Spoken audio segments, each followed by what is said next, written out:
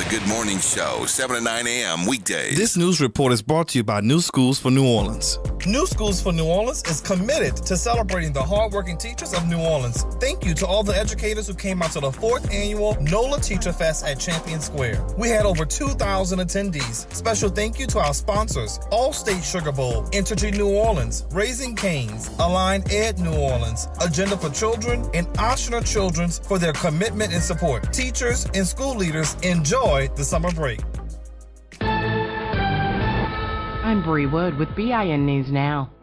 A judge resentenced Lyle and Eric Menendez to 50 years to life for the 1989 murders of their parents. Defense attorney Mark Garagos credits Judge Michael Jessic for making the correct ruling. He did what justice said should happen. He struck the special circumstance, which means they're immediately eligible. The brothers are now eligible for parole under California's youthful offender law. Sean Diddy Combs' ex, Cassie Ventura, will likely testify again today in Combs' sex crimes trial. On Tuesday, Ventura said Combs forced her to stay awake for days to perform sex acts with other men. Ventura told jurors she also suffered physical abuse from Combs during their 10-year relationship. And Kim Kardashian has completed her testimony in the Paris trial over the 2016 jewelry heist where robbers stole over $10 million in jewels from her hotel. Get BIN News Now on demand 24/7 on the iHeartRadio app. Good morning. Wake up. The Good Morning Show. Good morning. On WBOK.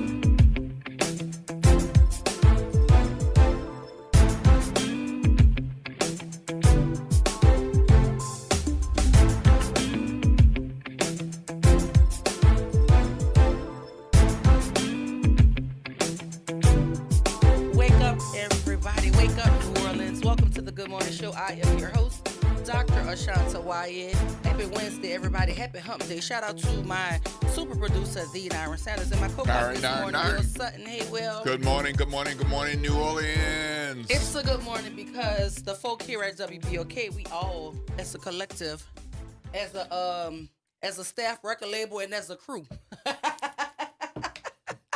we all went to see The Wiz on yesterday, and it was amazing. Yeah, that Sanger Theater was rocking. I mean, and the thing about it is, yes, of course, with any production, you have your star actor, your star actress, and all. You can kind of develop your favorite as you watch. But I have to say, the folks without the speaking parts, they were jamming. Oh, they were so good. So good. And you the can't, dancers, the flowing, you and can't the escape costumes. the New Orleans oh my influence. goodness. Like you heard the New Orleans musical influence throughout several of the numbers. Yes. Like you can hear it. Like the dancing was amazing. The set was beautiful. Incredible. It was just so good. Just incredible with moving parts and everything. Yes, it was so good. Yeah. So shout out to WBOK. Everybody, if y'all did not catch that reference, that was a Tupac reference. I am a diehard Tupac fan. I think my super producer caught it, and my co-pilot, because he lit up when I said it. But if you are not a Tupac fan, you would have missed the reference to the staff record label and the crew. And that was the sanitized version. I couldn't say how he said it. Yeah, right. Yeah. But we all went to see The Wiz. It was really, really, really dope. I was sitting next to Dom. Dom is in sales for us. Kimber White Dupree was there. Grayla was there. Yep. Some interns were there. Yep. I saw Nyron's mom and grandmother. I met them. I missed them. I met them yesterday. So shout out to the family. Yeah. RGM was there. I saw Justin one of the was owners, Jeff Thomas. I saw him there. I didn't see any other. Okay. Yeah, he was close to the stage where that must be where the money people sit. See. That has to be where the people that make the real money sit, because we was a little further back behind him. We was probably 9 rows behind him. He was up there somewhere. We but had my good seat was seats, really though. good. No, my seat was really good. I was censor, baby. I was censor. I had a really good seat. And I don't know, how y'all do when y'all go to plays and whatnot, but I met the cast. The cast on my way out. Go ahead, sister. Because, listen, I needed to know who the Scarecrow was. And, child, that was a beautiful man. That is a beautiful man. His name is Elijah. Elijah is... And I met the Lion. He was so sweet. The Lion is how I met the Scarecrow, because me and the Lion was kicking. And he was like, there you go right there. And I was like, call him over here. Yeah. But that's that New Orleans personality I have. I could meet and talk to anybody. And so it was really good. I will go again. It was a wonderful, wonderful evening. It was a great show. The set, the lighting, and, of course, the story, The Wiz, based on The Wizard of Oz, but our version, so to speak, of Wiz. Been around a long time. Yes. But it's fascinating to see what creative minds can do with old material. Yeah. And update it. And it was just so beautiful. The costumes, the lighting, everything about it. And I have to say, I have a favorite line now. What's your favorite line? I don't want to spoil anything, but you're going to know what I'm talking about. Okay. My favorite line is, I ain't got to do nothing. But stay be black and die. Because we say that like that's like it's in our community, but I also enjoyed the black references. I'm just call it that. Yeah. Because old girl was like, you messing up my silk press. That's right. Come on now, it's so good. So we won't give nothing else away. But if you have not seen it, if you have no plans to see it, reconsider, because it is amazing from start to finish. It was so good. The set was beautiful. The dancers were dope. The writing was dope. The acting of it. I mean, and Dorothy really looked like a little girl from. She really did. But when I saw her, like, she got some lived experiences. She's that girl. She pulled that off. Yeah, right. She pulled that off. Eveline, the Good Witch Glinda. She was making her theater debut. I read that in the thing, which I would not have. Oh man, she was a pro. I would not have imagined that. Might have been her Broadway debut, but sister been doing this work. Yeah, she's been doing this work. It's amazing. Like 10 out of 10, I recommend. I highly recommend 10 out of 10. It was so good. So shout out to WBOK for bringing us all together. I think that's the first time we actually went anywhere like as a whole collective. Group. Yep. Bits and pieces, parts. Yeah. Sanger Theater, y'all. Yeah, it was really. Listen, I can't stop talking about it. It was really, really, really, really nice. I mean, we had some really good seats. The drinks were nice. I mean, I'm not a drinker, but they were nice. They were pretty. Right. So, I mean, it was good. I enjoyed it. I really enjoyed it. There was a live broadcast. The Front Porch broadcasted live from there. So it was Graylin and Kim, but they did it, I think, the hour before the doors opened is when they did the live broadcast. So some of those interviews, I believe, Right Now will be played today. So some of them will be played today. You get to see what what WBOK was cooking up at the Wiz. So it was nice. I had fun. Did your wife was there? My wife went. Yeah, Cheryl and I were sitting together. We were sitting with Justin, our GM, and great seats. And another part of the experience for me was looking at all the people. Oh yeah, and your people watching. It was a very black production. Yes, y'all. it was. It was very black, very black. But there were all kinds of people in the room, and they were applauding, and they were laughing and having a good time. Because there was a lot of humor weaved through it. Absolutely. A lot of messaging weaved through it. It was and not really everybody nice. in the room would get everything. Yeah. but when you it was good overall, for everybody. Yeah, it was good. I enjoyed it, and so I will go back and see it. And I think anybody who if you actually love the Wiz or the Wizard of Oz, if you have any sort of connection to it, this iteration of it is really, really dope. So shout out to the entire cast, crew, everybody involved with the Wiz, because even the people who put the staging together, the transitions, all of it was seamless. It went off without a hitch. It was so well done. Yeah, the little things with the star on backdrop, and Yeah. I mean, we describe too much. You gotta know, know the you whole just gotta production. go see it, But yeah. you really do. What a wonderful, wonderful production. Great performances, wonderful music. Yeah. Oh my goodness. Well, listen, I started with the nice sweet stuff because I'm about to jump in some not so sweet stuff. Will Mm-hmm. and it relates to schools, right? Education. We had graduations yesterday, and the school in Algiers that I always reference when I'm on the air, their graduation was yesterday. And on yesterday, I briefly told you about it. As I'm driving into work, a parent reached out to me, and her daughter was scheduled to graduate, to walk the stage for LB Landry on yesterday. That is the school in Algiers. That is my mother's high school, my on-site, that everybody in my family except myself, my cousin Precious, and my brother. And Precious was before me, my brother was after me, and now my son. It's only 4 of us out of my entire family that went to Carr. Everybody else went to Landry. And so Landry is very important to me. My sister went to Landry, all my aunts. And as I've told you before, my mother ran track for Landry, for the New Orleans Super Dames. So when I talk about Landry, I talk about Landry with the heart that I talk about Algiers with. It is very, very deeply connected to my family. But this young lady called, and she said there was a senior brunch going on for the, I guess, seniors of LB Landry. And a young lady that was sitting at her table. Now, this is the story according to the mother. A young lady was sitting at her daughter's table. It was about 10 of them all together at the table. And the CEO of the organization said that she spotted alcohol, that somebody had alcohol, and they were passing the alcohol around. So she picked out 3 of the girls out of the whole group of 10 that was at the table. And inside of the 3 happened to be this young lady's daughter. The young lady said her daughter did not have alcohol in her possession. She did not drink alcohol. She just happened to be at the table where the alcohol was spotted. So of those 3 girls that were said to have been in possession of alcohol, they were not allowed to march in the graduation. One of the there 3, were 3 of them. It was 3 of them, but one of the 3, according to the mom, she was singled out just like her daughter and just like the other young lady, but she was allowed to walk. But the other 2 were not.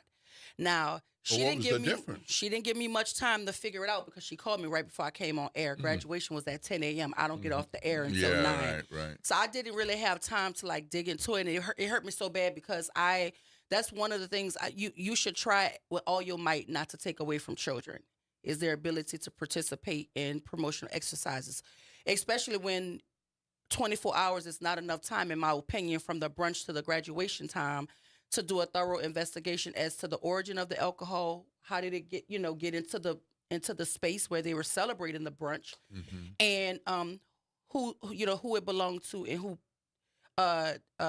was a part of the possession of the alcohol. But for you to arbitrarily say it's 3 of them out of the 10 and then to narrow it down to 2 to keep them from walking and the other one walk, I don't know what the decision was there. But that's not really the issue because the mom has accepted the fact that she couldn't do anything because of the short window of time that her daughter could not walk. They also banned the parents from graduation. They did not allow the parents couldn't be in the space. They did not allow them in the space.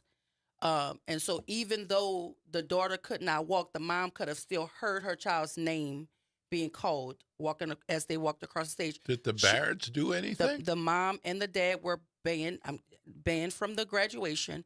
So this morning I get another text, and it's a very long text, Will. Oh. And they're explaining to me that not only did the CEO ban them from the graduation, the mom has another daughter at the school, another child. I don't know if it's a daughter, another child at the school, and she's been banned from the school in its entirety. I was told that the email came to the mom with the CEO, and the CEO is Tammy Major, accusing the mom of threatening her. So she has sent a letter from an attorney telling the mom that she is banned from the school. So the mom's concern is that she has another child and that she can't fully support if she's banned from the school. Now, here's my issue with the whole thing. Should the kids have had alcohol on the premises? Absolutely not. There's no way around that. Do you have the discretion to, put out whatever penalties you want to put out? Yes, as long as it's in line with policy. And do I believe 24 hours? It wasn't even 24 hours because the brunch happened and then the graduation was the next morning, is what I'm being told, right? So let's just, and again, this is what I'm being told from the mom. I have not spoken to anyone else except for the other parent, the other community person that just sent me this updated message. But if there are 10 people and your eyes happen to catch, or when you look over, you see certain individuals in possession of something, then that's when you're supposed to do the investigation. Because my big question would be, how were they able to get alcohol on the premises that would be connected to the school? Even if it wasn't at the school, if you were having an event, the event space becomes an extension of of a school event. So wherever this happened at, how were they able to get alcohol into the facility? That would be my first thing. And then my second thing, how do you decide of the 10 people at the table who was responsible for the possession of the alcohol? If the mom is saying her daughter didn't possess it and her daughter didn't drink it, they didn't find alcohol on her person, and they didn't smell alcohol, on her breath or anything like that, but she still was lumped into the 3 that were said to have possessed the alcohol. But one of the young ladies who possessed the alcohol was allowed to graduate. So then that's my second point. How do you determine culpability or responsibility or accountability? And then how do you decide who doesn't walk and who gets to walk? Because you cannot do it arbitrarily. You cannot do it for who you like or for the parents you know. You have to do it according to policy. If they breach some sort of rule, then what does policy dictate? What does your handbook say? But you can't determine, I believe this young lady more than I believe this one, or I know she didn't do it because Tammy is saying she saw this with her own eyes. She saw the alcohol. She witnessed them passing it around per the mom. That's what she's saying. And if Tammy is listening, I'm sure somebody's listening that's associated with her. The number is 504-582-9422 because... Yeah, we'd love to hear more about how this happened. Will, this is not a one-off. This happens every single year with these school leaders and these C-suite folk determining who can and cannot walk across the stage, when the only determination should be if you've met the criteria and you've not done anything that will preclude you, as in threatening the safety of faculty, staff, or students, or something to that. You should have to have done something so egregious that you not walking is the last resort, because you don't just arbitrarily strip that privilege away from, and I call it a privilege because no, you don't have to walk across the stage. But if you've earned the right to walk across the stage, then the privilege is yours. And so I'm wanting to know, how do you determine who walks and who doesn't walk, especially in that small window of time when all we have is what you say you saw? That's the only information that I have. And I do know that there's a contention between this mother and that school, because it's not the first time she's had issues, because I've represented her interests a bunch of times, right? So I know that there's not the smoothest situation. She's had multiple children to go through Landry. And as did she's a product of Landry. And so not only do you have your child not walking, but she's your legacy. That's one of you went to. So that's a big deal, right? And I think before we strip a child of the privilege of walking across the stage, as school leaders, we should do everything within our power to ensure that it's the right decision. With such a short turnaround, what could have been a better path to graduation from the point of suspecting alcohol with a group to whatever's in the manual as a school leader? What have been a better route? Could it have been resolved in that short period of time?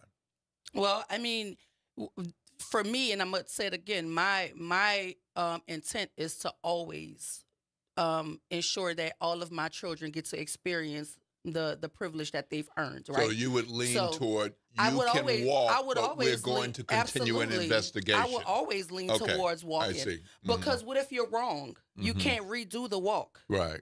You know what I mean? You can't put together another graduation. There's no applause. None of that. You don't get it. And so I would always lean toward that, and I would figure something. Even if I had to have you do community service before you actually got your physical diploma, but you're going to walk. But if you want this diploma, then we're going to still settle this situation. But I don't expect folk to lead the way I lead, especially when there are multiple children and you don't have time to figure out, because what made the one child different from the other two, who you also said was a part of the alcohol exchange. So there's a conversation that's worth having there. But again, this is not a one-off, and we're going to talk about it. We're going to continue to talk about it. And it's so funny that we have Jennifer Pagan from the Center for Restorative Approaches, because that's a restorative approach, right? Yeah, Let's talk about how do we do what is best for the child and the family, but still hold the child accountable. That's the part we're always missing. Accountability can also be inside of love, right? It can be there, and if we leave from a place of making certain that we do what's best for the child, because that's a memory she'll never get back. That's a lived experience that she will not have to talk to her child about, right? Or or the picture that we give to our mom of us. Right. That's no more. You can't redo it. So that's all I'm saying. Yeah, we gonna talk about especially if the parent wasn't there. So after the ceremony, there's often pictures taken, all the regalia. None of that. None of that. The parents were not even allowed to come in. Security made sure they didn't come in, and then they received a letter from an attorney saying they're banned from the premises altogether. We're sure somebody from Landry is listening. I'm sure. So somebody from Landry is listening, we'd love to hear another perspective. There's so many high school graduations at this time of year. Yeah. It's such an important moment for those kids and parents and grandparents and aunties and TDs and to not have somebody walk that there's got to be an explanation. That's a big deal. And we need to get to the bottom of it. We'd love to hear about that. We're going to go to break here, a word from our sponsors, but when we come back, we'll talk to Jennifer Pagan from the Center for Restorative Approaches right here, WBOK 1230 AM, what New Orleans is talking about. All day long.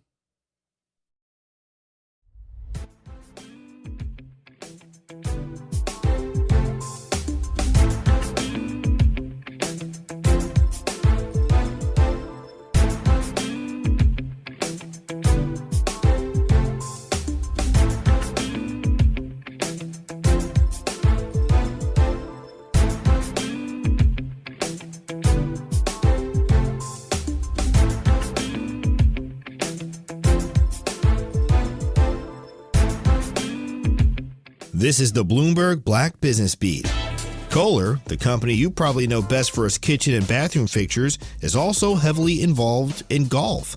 The Kohler family and its business has an established relationship with PGA of America, partnering with the organization on golf tournaments and special events, including the PGA Works Collegiate Championship. Kohler Chair and CEO David Kohler says the student athletes that participate in the tournament come from all walks of life. These are incredible student athletes. I mean, just to play at this level of golf is one thing, but they're also, great students. They're ambitious about their future career that could be in the game of golf. It could be a professional golfer. It could be in the golf industry. Kohler also gives back to the community. It provides a grant to the PGA Works HBCU Golf Scholarship Endowment as part of an effort to help get more young people from diverse backgrounds access to the sport.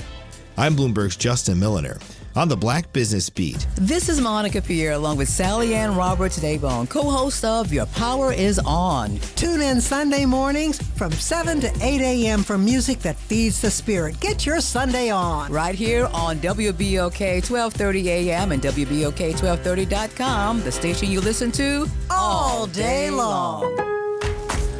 Now more than ever, Lowe's knows you don't just want a low price, you want the lowest price. And with our lowest price guarantee, you can count on us for competitive prices on all your home improvement projects. If you find a qualifying lower price somewhere else on the same item, we'll match it. Lowe's, we help, you save. Price Match applies the same item, current price at qualifying retailers. Exclusions and terms apply. Learn how we'll match price at Lowe's.com/lowest price guarantee. Something amazing is happening in networking. Organizations are scaling with less stress. That's because CDW is designing and implementing intelligent HPE Aruba networking solutions that simplify and secure operations. With automation at the center of your data center, growing pains can be a thing of the past. HPE Aruba Networking and CDW. Make amazing happen. Learn more at cdw.com/Aruba.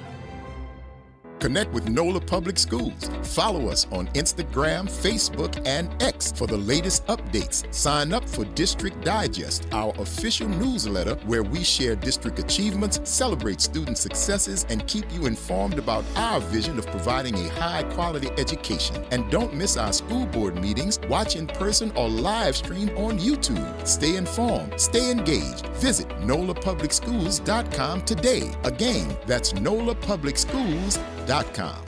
This summer, let your child's creativity shine at Camp Art, New Orleans' most vibrant, arts-driven camp experience for kids ages 4 to 12. Hosted by Beyond the Stage, Camp Art blends visual art, theater, music, dance, and creative writing with New Orleans history and culture. Plus, field trips, guest artists, and camper showcases. With full-day programming before and after care and sessions starting June 9th, it's the perfect fit for working parents. Fun, enriching, unforgettable. Register now at beyondthestagellc.com/Camp Art and follow us on social media at Beyond the Stage LLC. Welcome to Chemical of the Month by the community scientists at Rise St. James. This month we spotlight phthalates, chemicals added to plastics, especially PVC, to make them more flexible and durable. But there's more. Research shows phthalates may disrupt hormones, affect reproductive health, and contribute to environmental pollution impacting our communities. Join us as we explore how these additives shape our everyday lives and the world around us. For more details, visit risestjames.org. Empower your knowledge with Rise. Making a difference in the community. WBOK 1230 AM. Good morning, wake up. The Good Morning Show. Good morning. On WBOK.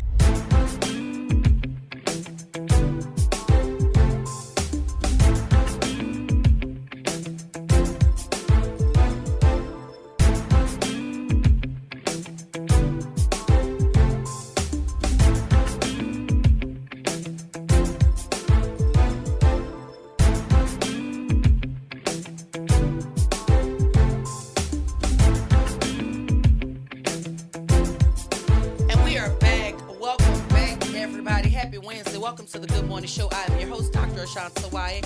Shout out to my super producer, the finger pointing, button pressing man, D. Nyra Sanders, and my co-pilot this morning, Will Sutton. Hey, good morning, good morning, New Orleans. Listen, if you're just joining us, we're in conversation about all things education, and you know this is my wheelhouse, so we absolutely like to talk about my wheelhouse, no pun intended. Yeah, right.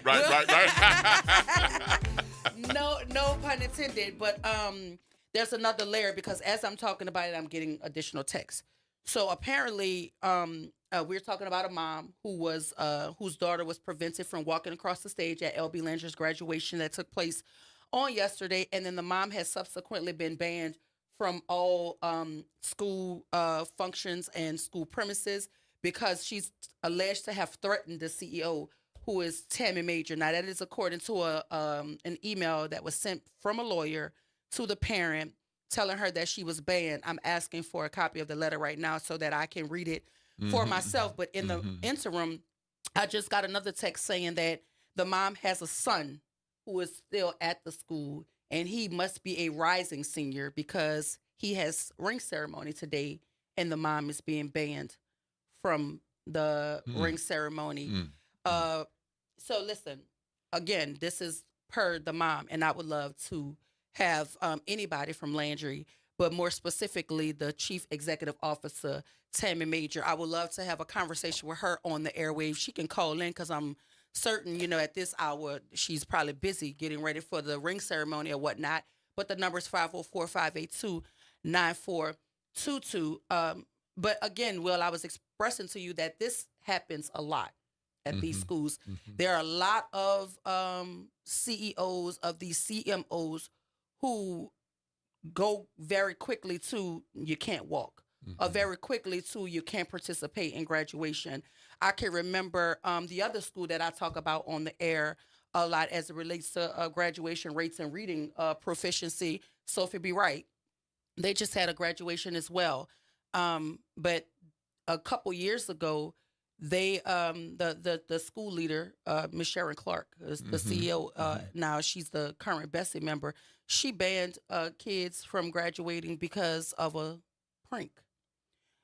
Every high school has a senior prank, and these kids' senior pranks are so soft these days. Like, I saw a senior prank at my son's school when he was there, where they had balloons and tissue paper, and that was it. The tissue wasn't wet. The balloons didn't have water in them. They just blew the balloons up and laid the tissue on the floor. And they thought it was funny. And that was they thought it was funny. That was the extent of it. But at Sophie B. Wright, there was actually water. It was like a water balloon fight. But it is my understanding that it was okayed by some adult, because there were adults who helped the kids fill up the water balloons and whatnot. And even that, I felt like a water balloon fight, water can be, sucked up, dried up, whatever. It wasn't enough, in my opinion, to keep children from not only graduating, but a lot of those kids had some issues with their colleges because they couldn't get whatever documentations that they needed to say that they finished high school to be able to accept their scholarships and things like that. And so that's probably true with the military as well. It is. Absolutely, it is. And so for me as a school leader, I think that we should exhaust everything at our discretion or at our disposal before we go to, because I consider that almost like a death penalty, because that's not something that you can revisit. You know what I mean? It's not like you can pop up. Can't have everybody come back. You can't. And if it's a once in a lifetime experience, I think we need to have exhausted everything we could exhaust before we go to you can't walk. And more often than not, with the crime rate the way it is, and with the way kids are not making it to see their college graduations, that's a lot of the times the only time parents get to see their children in cap and gowns. Yeah. And so we should exhaust every measure before we go to you can't walk, or before we go to banning parents. Because if in fact she was threatened, then that is something that we should think about in terms of the safety of faculty, staff, and students, right? I will never say to have somebody on your campus where you're not safe. But are we arbitrarily saying that we're not safe, or a parent threatened us because we don't really like the parent or we don't care much for her? So I want to read the letter. I asked them to send me the letter. I want to read it and see what threat did she make. And did anybody witness this threat? Was it caught on tape anywhere? Or is it just your word? Because if it's just your word, then I'm gonna push back against that. Because if the threat was so severe that she made, and she's at a public place with all of these people, certainly somebody should be able to corroborate what you're saying took place. And if you're feeling like I'm not believing you, I'm not. Let's just hard stop that. I'm not. I'm always going to err on the side of what is best for the child. So for me, this is me advocating for the kid. His mom cannot be banned from a school where he's still a student. He has ring ceremony today. My mom can't be in the audience. I don't care if you sit her up at the top next to a security guard. Escort her in, escort her out. But are we really banning parents? That happens a lot. A lot. So how important would you say the ring ceremony is in a child's matriculation? It's just as important as any other milestone. I don't care if it's an honor ceremony. Yeah. It's that honor ceremony. You can't redo that honor ceremony. Ring ceremony is a rite of passage from your junior year to your senior year. It says to people, I'm now a senior. Yes. Right? I'm a rising senior, graduated in the class of 2026. That's what it says. Right. I'm the new big dog on the campus. Yes. Right? Yeah. That's what it says. And so every child looks forward to that. And again, we have to be careful eliminating milestones that cannot be replicated. I cannot stress that enough. I don't think I'm photogenic, right? I don't like taking pictures. No, I'm dead serious. All of my friends know this, right? I regret the fact that I'm not in my high school yearbook in the graduating, with with the black, with the pearls around your neck. I did not take that picture. I skipped that day. I was like, I don't want to take no picture. But I'm in all the sports sections because they were snapping pictures and, you know, while we were playing and stuff, but posing for it, Yeah. I just wasn't that girl. Yeah. So I regret that. I wish, because if you walk into car, right, there's like a big old picture of all of the graduating classes. And my class, I see my son's class up there and I see my baby on there. I'm very proud of that. He goes over to my wall and he like, "Ma, where you at?" I was like, I skipped the day on purpose. Like he asked me that, like, "Ma, where you?" And I regret it. And so those are moments that we cannot get back. You know what I mean? So we're going to go to, here's the letter. I got the letter. Okay. Let's go to the phone lines. Right. Good morning, Therese. Welcome to the Good Morning Show.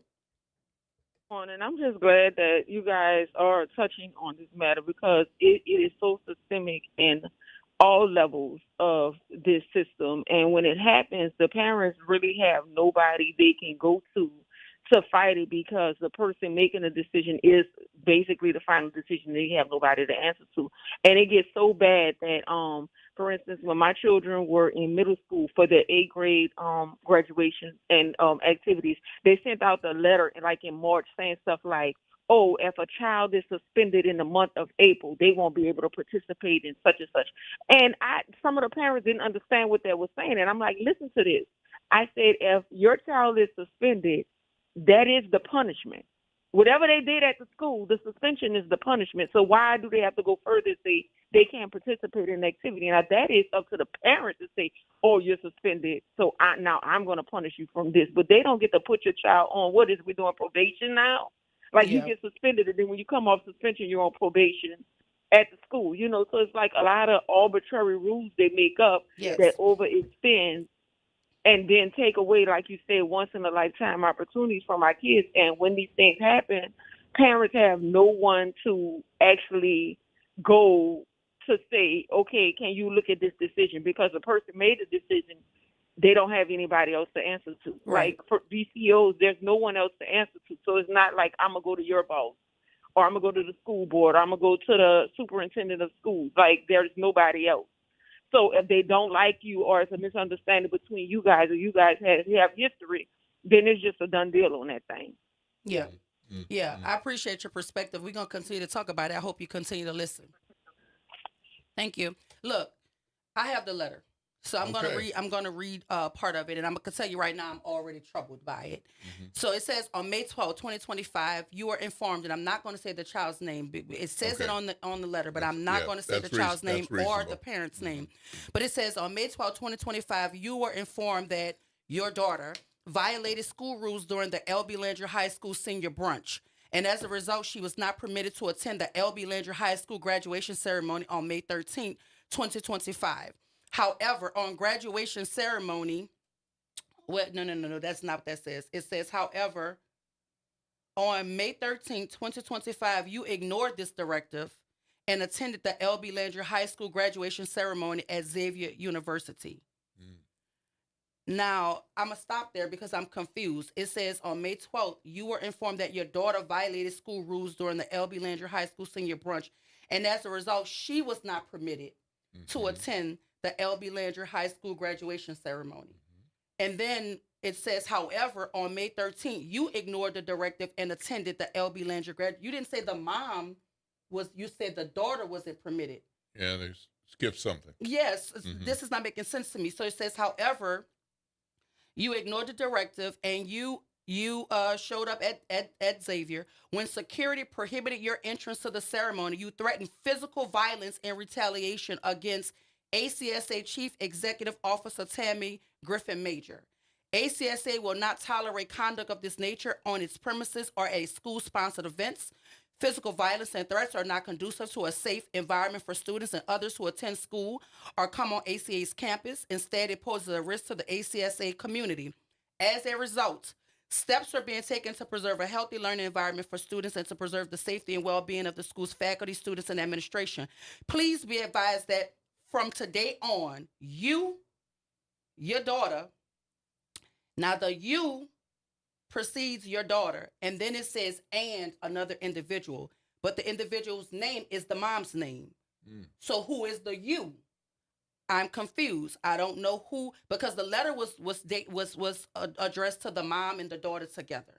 So if it says you, comma, her daughter's name and the mom's name are not permitted on ACSA school campus or the surrounding school grounds, and you are not permitted to attend any ACSA event regardless of location, this prohibition takes place immediately and will remain in effect until further notice. Or the prohibition, I'm sorry. This prohibition takes place immediately and will remain in effect until further notice. And whose letter is that? So this is a letter that it's from Adams and Reese.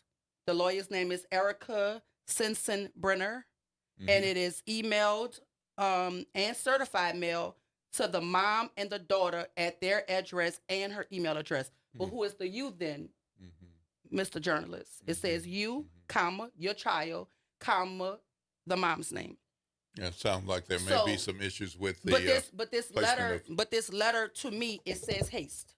It says you put it down in haste, because if you're telling me on May 12th you were informed that your daughter violated school rules during L.B. Landry senior brunch, and as a result she was not permitted to attend the L.B. Landry graduation ceremony, what does that have to do with the mom attending? Right? The mom is a graduate, first of all. The mom has other children who've graduated from there, and the mom has a rising senior that is also there. What prior to this brunch happening, you didn't state anything else that the mom had done to preclude her from going. You said the threat happened after the security stopped her from going into graduation. That is when the supposed threat was made. Now, you don't say what the threat is. You just say they threatened the CEO with physical violence.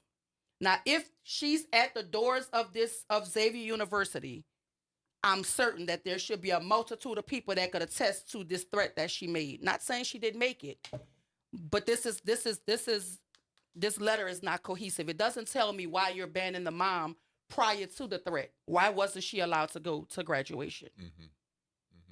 You following my train of thought? I am. I mean, I wonder what the threat was, who it was directed to. It does not sound like the person it was directed to was in the presence of the parent. Couldn't have been. Yeah. I want you to tell me what CEO of any CMO is at the doors welcoming people into graduation. They're not. So it does not say to me that the person who was threatened heard the threat being made. It says, when security prohibited your entrance to the ceremony, you threatened physical violence and retaliation against ACSA Chief Executive Officer Tammy Griffin Major. And the person who wrote this is writing it as if she was there or she saw it. Like what? But my question still remains, what did the mom do to preclude her from going to graduation prior to the alleged threat that was made? Because the letter says she made the threat allegedly in response to security prohibiting her from going into the graduation. That's the way this letter reads to me. Yeah. Something in the water ain't clean, but I mean, I'm not shocked. I'm absolutely not shocked. This is the same school. Couple years back, I had the same situation where on a Wednesday, a parent was told that her son would not walk in graduation that weekend. And so when I asked the parent, I said, send me the letter. They sent me the letter and they said, because he was in danger of failing, he could not walk in graduation. I say, well, Act 547 says, because that's the law. The law says the schools have a duty to inform parents well ahead of time that your child is in danger of failing. You don't get to send me no email on no Wednesday, the week of graduation, and tell me that my baby missing all of these assignments and all of these things. No, ma'am. So when I spoke directly to Tammy Griffin Major, she was not the CEO at the time, but I told her what the law said, and she didn't even know. She said, can you send it to me? And I got the email in case she want to refute this story.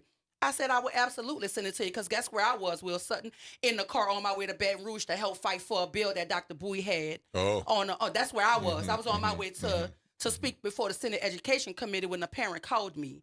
And I'm talking to her while I'm riding to Baton Rouge. I said, ma'am, that's not what the law says. I said, when is the first time the school informed you that your child was in danger of failing? She said, Ashanta, because she know me from the project, right? She said, they never told me. This is my first time reading that he has all this missing work. I said, your first time was in the email on Wednesday? She said, yes, ma'am. I said, don't worry about it. I'm going to take care of it. I called the school. I sent them what the law said. He walked across the stage, and so did a whole bunch of other kids. Because we have a duty. You don't get to just arbitrarily fail children and then have the onus only be on the parent. You're the school. How's she going to know her son is in danger of failing if you're not sending out communications?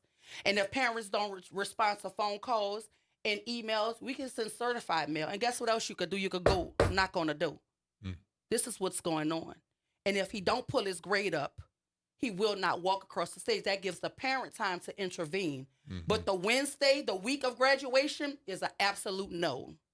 Too late. Too late. Too late.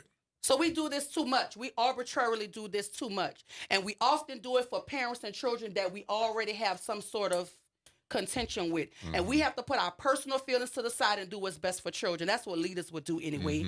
Look, we're going to continue to talk about it. We got to go to break around here. But listen, the letter, well, I want your input on the letter when I come back, because you ain't say much. You're a whole journalist. I want you to read it. Here you go. Here you go. You can hold my phone so you can read it. But when we come back, we're going to get Will's take on this letter that's banning a parent from all of the premises on or off the campus as it relates to ACSA. We'll be right back on the other side of the break. This is WBOK, 12:30 a.m., the station you listen to all day long. All day long. Will was reading, y'all. Oh.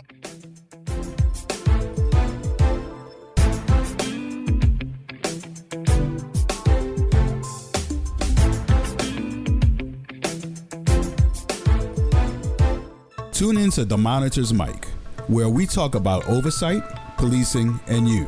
Hosted by the Office of Independent Police Monitor. We're here to shine a light on policing issues that matter, from real-time policing updates to in-depth interviews. Every Friday at noon on WBOK. The legendary Broadway show is back. The Wiz.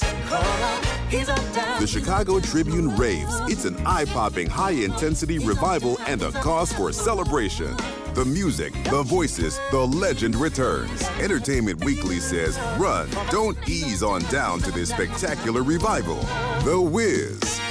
Playing the Sanger Theater May 13th through 18th. Tickets at BroadwayInNewOrleans.com.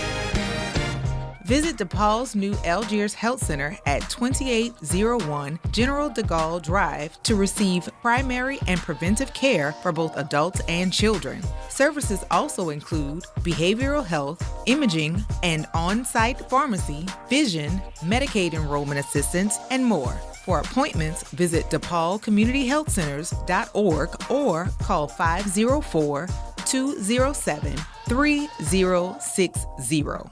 Sometimes an identity threat is a ring of professional hackers. And sometimes it's an overworked accountant who forgot to encrypt their connection while sending bank details. I need a coffee. And you need LifeLock, because your info is in endless places. It only takes one mistake to expose you to identity theft. LifeLock monitors hundreds of millions of data points a second. If your identity is stolen, we'll fix it, guaranteed, or your money back. Save up to 40% your first year with promo code NEWS at LifeLock.com. Terms apply. Good morning, Wake Up. The Good Morning Show. Good morning. On WBOK.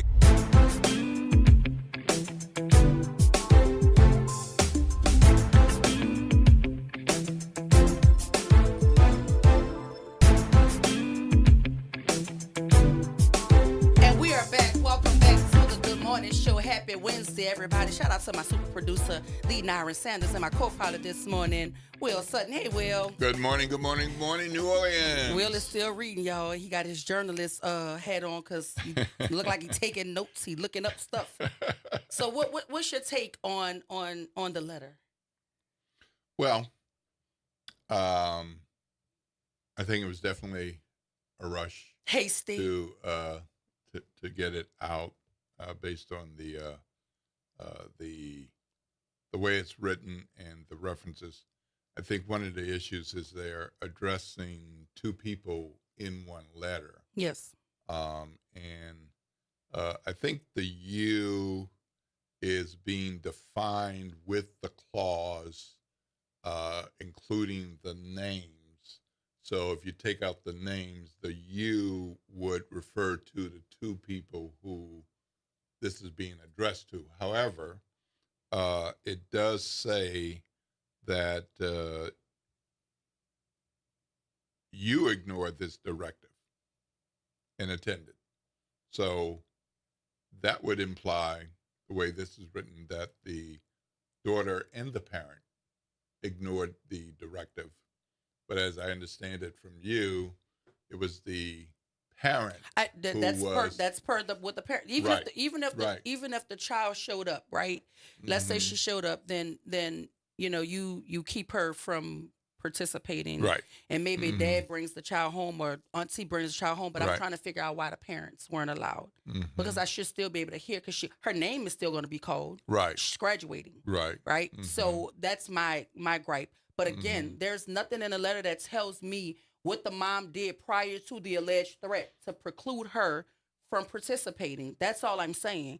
And now, because you're saying she threatened you in such a way that now you have to go to the extent of keeping her away from any and all activities associated with the school, whether it's on or off campus, that's a big deal when you have another child there. She can't fully participate in her parental duties if she's banned from things. And so to ban her, there should be some sort of evidence, like who is saying she made this threat and what was the threat that was made. I would like to know that. Yeah. And, I would like to know that. I know you're protecting the identities of these folks, and I understand that. Yeah. But if there's some way that the mom can... I can get her on the phone. Can say... what it was? What she said, who she was talking to, that would provide some clarity about that piece of this story. And it doesn't mean somebody else might not have a different version, but at least that would because this is a situation where this would make almost any parent angry. Yeah. Yeah, because right. But that's another thing too, though. You don't get to push me to the cliff, and then when I jump off, you acting like, why are you responding? Like, this is a big deal. Emotions are high, and you're telling me the day before graduation that my child can't graduate. Oh, I'm probably gonna say some nice, colorful words too. But if she threatens you, let's talk about that. I want to know what was said. Yeah, because I do know that this is an ongoing situation between this particular family and this particular school leader. And if I know that I have a contention with the family, I'm gonna let my assistant principal, my dean of students, somebody else reduce other than me, because my presence there agitates her already. We already have some sort of history. So why would I even want to put myself in a position to cause additional strife when there doesn't have to be any? And so for me, I think certain school leaders do these sorts of things because this is their power, and they can wield it. And as one of the callers said, who gonna check them? Right? There's nobody to step in and say anything. Our school board is not going to step in and say anything. Our superintendent doesn't have the power to step in and say anything. When a CEO makes a decision of this magnitude, I believe our school superintendent ought to step in and assess it, because we can't undo this. Certain things should have to go through our superintendent or our school board, because this is something to me that would affect that child going forward. And that's a memory, that's a rite of passage that she will not be able to replicate. And I'm going to keep saying that it's not going to happen. It's not going to happen. So you can finish. Can the mom tell us what happened? Sure, I'll call her.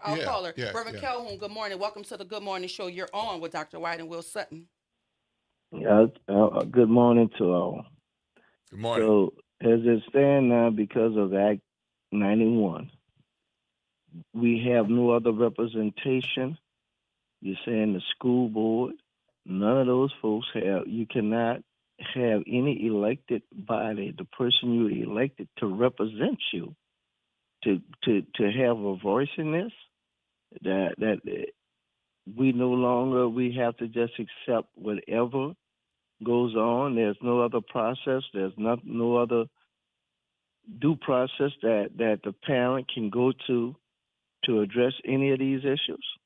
You're saying that everything is in the hands of whatever authority that they have at the school, and there is no appeal process. There is no other way to go. That don't sound like a democracy to me. It doesn't. It doesn't sound like due process either. And that's part of the issue with this case. You only had one day. It was from the from the 12th to the 13th. Mm-hmm. This is when it So happened. what's the purpose of having a school board if they have no voice in the school? Well, that's a question. That's why we're talking about it. And I think, Rev, the problem here is too, so many of these things happen at these different schools, and we don't have a collective way of knowing about it because everybody has a board, right? It's not like they're running all of their issues through the elected school board. Right. They're doing this arbitration They have their at their CMO own, boards. and more often than not, the people who sit on these boards were picked by the CEO. So how you gonna pick somebody and then have them hold you accountable? You feel indebted to that person for even asking you to sit on the board. Mm-hmm. We need people on these boards who A, understand education, and B, stand up for children. That's what it's about. It's not about being a yes man for the CEO. It's about holding the CEO accountable to the children that they serve. Mm-hmm. That's what the board is supposed to be there for. Mm-hmm. And when we arbitrarily strip children of these privileges, we are not doing them justice. I was always under the impression we have elect somebody to be there to represent your interests. Yes, I'm with you. And if this is not happening, then what is the purpose of now? Again, we're the only school board district that's 99.9% charter. One school is not. What is it then that we have to do to hold somebody accountable for decisions that's made at a level that's not appealable? What do we have to do to come together to talk about what's really going on in our schools? At the time I grew up, the parents trusted the school. They trusted the teachers. They trusted the administration to move things forward.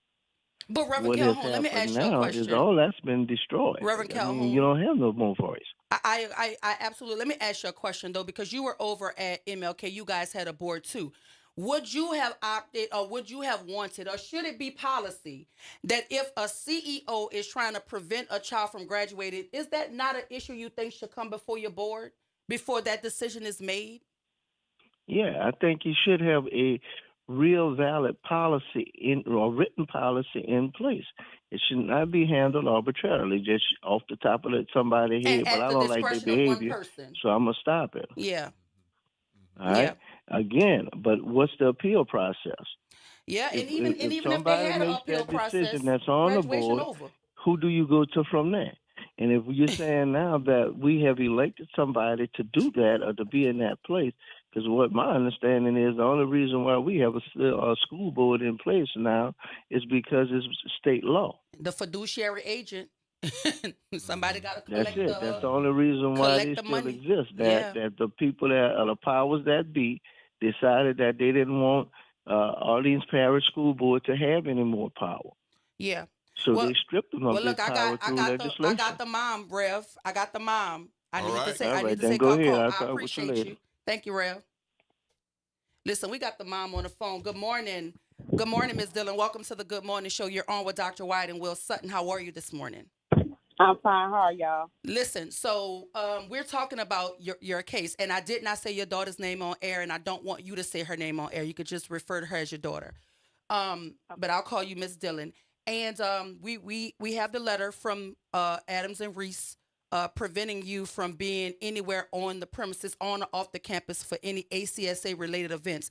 Can you talk to me about this alleged threat that you supposedly made to the CEO of Algiers Charter School Association? What happened at the graduation?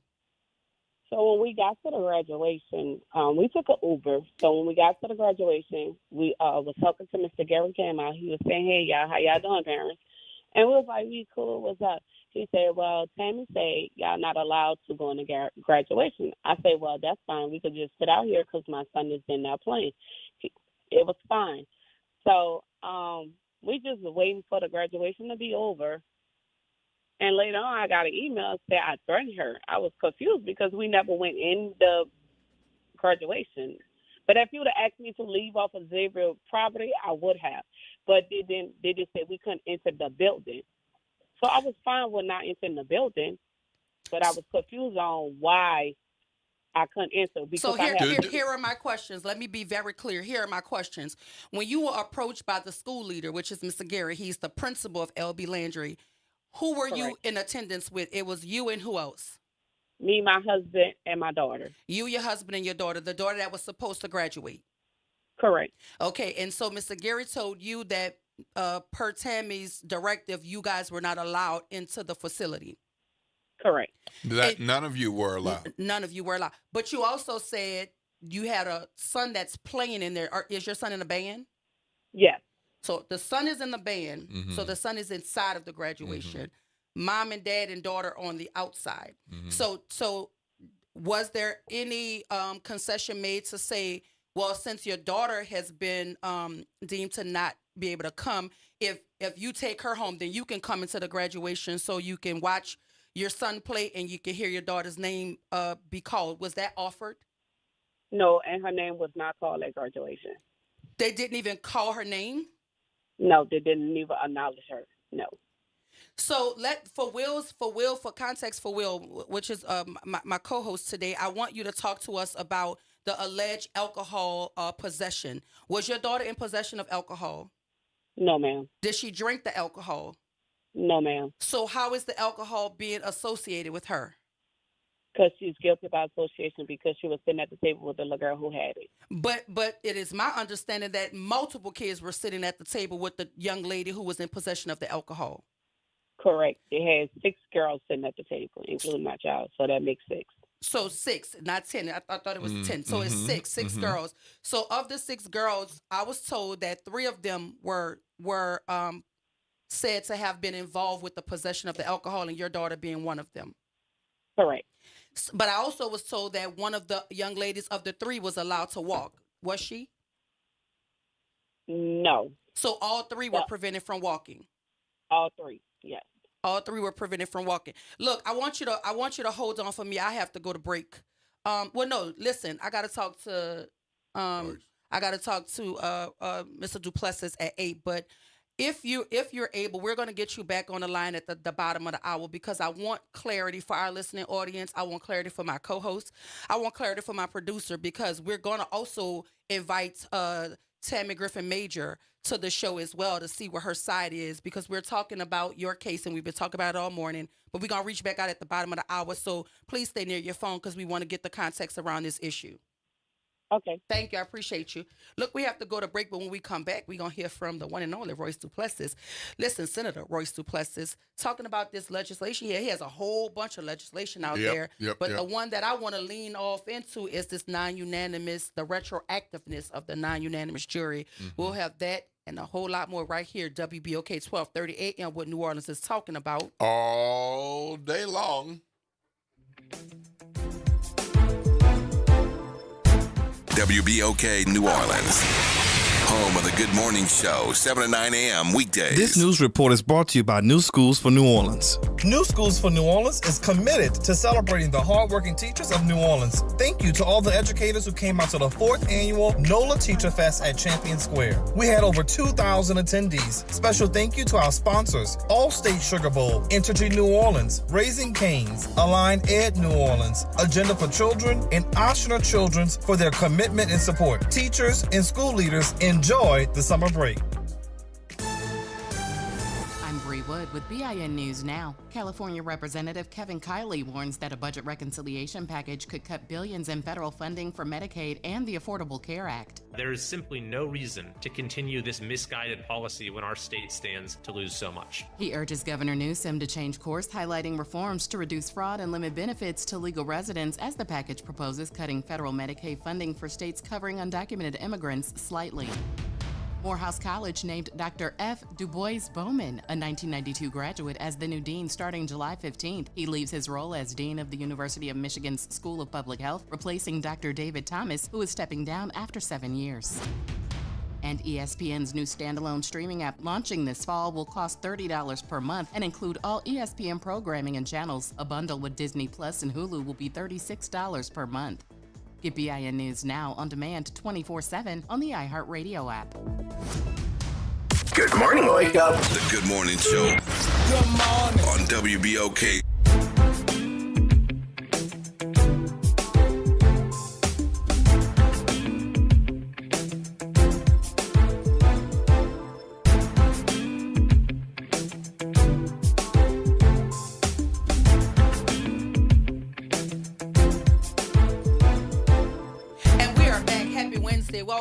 to the Good Morning Show. I'm your host, Dr. Ashanta Wyatt. Shout out to my co-pilot, D. Will Sutton. Hey, good morning, New Orleans. If you're just joining us, you missed a good one. We have a good thing brewing, but we're going to revisit that conversation about banning parents from graduations and whatnot at the bottom of the 8 o'clock hour. But right now, we're getting ready to jump into conversation with Senator Royce Duplessis about all of the powerhouse things he's doing in Baton Rouge to make certain that the citizenry here in the city of New Orleans is safe, healthy, and cared for. Good morning, Royce. Welcome to the Good Morning Show.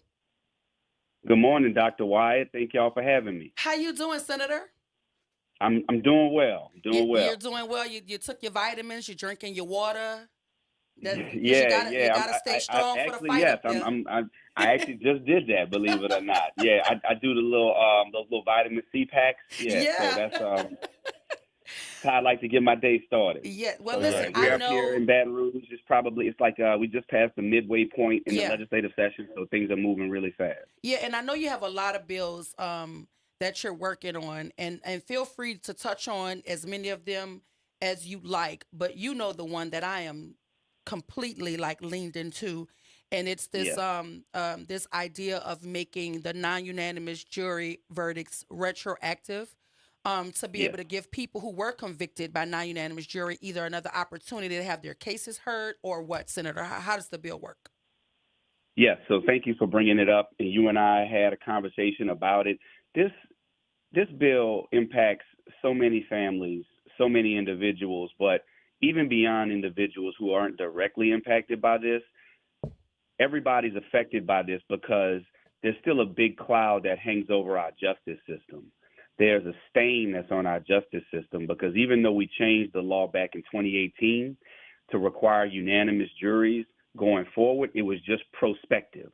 So as you pointed out, my bill would make it retroactive, which means that the hundreds and hundreds of people who were convicted by non-unanimous juries in the state of Louisiana, those people are still serving out those convictions.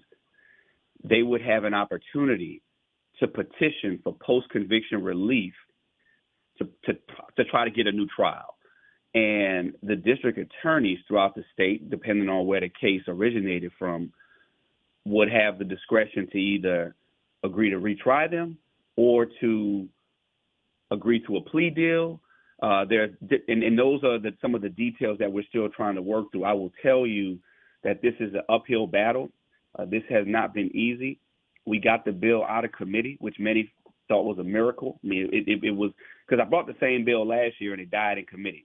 And this year we were able to actually get the bill out of committee because many of my colleagues are recognizing this is something that we have to deal with. But the challenge right now is that we're getting a lot of pushback from the District Attorneys Association. And it's not all district attorneys. I'll tell you, there are many district attorneys who are quietly not opposed to it, but they're also not coming out in support of it. But it's only the DAs that are making this issue, and they're citing various reasons that it's going to overload the court system, that it won't be practical. But we can't let inefficiency and cost get in the way of what's right. And that's why I have support from strange bedfellows and people that you would never imagine. U.S. Congressman Clay Higgins from Lake Charles is strongly in support of this. Now, we don't agree on a lot of things, most things, but he is firmly in support of this legislation. We have groups like the Pelican Institute. That's a right-leaning organization that is in support of this bill. And a lot of other folks who recognize that this is just the right thing to do. But right now, it's on the Senate floor, and I'm trying to get to a place where we have the votes to move it to the House. So I don't know just yet how it's going to turn out, Dr. Wyatt, but I do know that we have to do something to give these people the relief they deserve. You know, we've all heard the stories. We've all met people like Herman Evans, who did 37 years. He was convicted by a non-unanimous jury for a crime he didn't commit. Then you have people like Jermaine Hudson, who did 22 years for a crime that never even happened. He's out the project with me. We from the same neighborhood. 22 years for a crime that never even happened. Yes. And he was convicted by a non-unanimous jury. So while we did the right thing in 2018 by making it prospective going forward, this is still unfinished business, and we're never going to be able to remove the stain or the cloud that hangs over our state until we address this. And it's not easy. This is not something anybody that none of us want to do, but we cannot choose to continue to look the other way. Senator, I'm sorry, Will, this is just a point I want to make. In Jermaine's case, what is so amazing about his case, the guy who told the lie on him that actually got him incarcerated, they're actually working together now to try to support. Yeah, they're working together. Bobby Gumpright, the man who lied, who lied on the stand, and he is now working to get this law passed. They sat next to each other in the committee, and it was very emotional, very powerful stuff. And people just need to be aware of what's going on. And like I said in committee, when we were able to get the bill out, if this bill was on the ballot tomorrow, it would pass overwhelmingly. The people of Louisiana would vote to do this. And we should not live in a system where this is something that has bipartisan support. This is something that the people of Louisiana would vote for and want to see because they want justice. But a small group of district attorneys throughout the state are standing in the way of this. That's just not the way that this is supposed to work. So for folks who want to get a little bit more into this is Senate Bill 218, is that right? Yes, Senate Bill 218. Okay, and where is it in the legislative process as of today? So it is now on the Senate floor. It's on the calendar for the Senate floor, and we're still working, trying to whip votes to try to get enough votes to move it to the House. So is it likely to come up for a vote this week or next week? It's going to depend on when we feel confident that we have the votes. So today is our last day in session on the Senate, so we won't be we're not going to be in tomorrow, Friday. So it's likely going to come up next week. All right. And if somebody wants to support this effort, what can they do specifically for 218?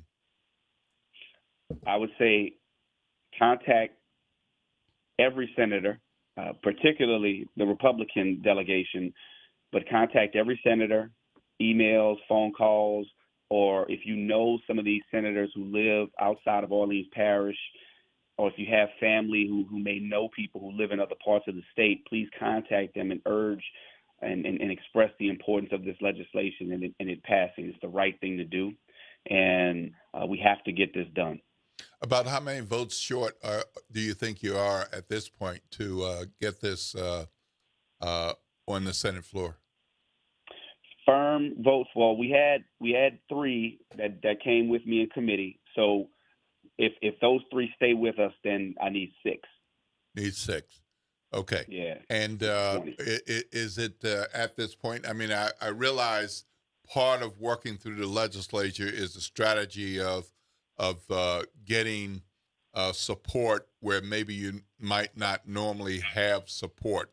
Or is there any value with listeners knowing who some of the possible senators are that if they heard the passion and the resolve, the interest in this bill, that they might be inclined to come and support? I would say that people should just reach out to everyone. And while that might seem more work, you just never know how certain people are going to respond. Like I said, we have Congressman Clay Higgins. I would have never thought in a million years. I mean, he's hard right, hard conservative, Republican, but he's in full support of this, strong support of this legislation, right? So I'm having conversations and trying to get people to a place where they can go beyond just saying, we got to do something. I agree it's the right thing, but to actually go public and vote for this. So everybody needs to hear from their constituents. And even if you don't live in a particular district, we need people reaching out to senators across the state and expressing they're urging them to support this. And I think you said that this would give the DAs the flexibility to decide which path to move forward. Is that correct? Yes. Yeah, they could choose to retry them or enter into a plea negotiation. So if I'm a DA and you're not telling me I must, you're giving me some options. Why wouldn't I want to have the ability to have the options? That's been my argument.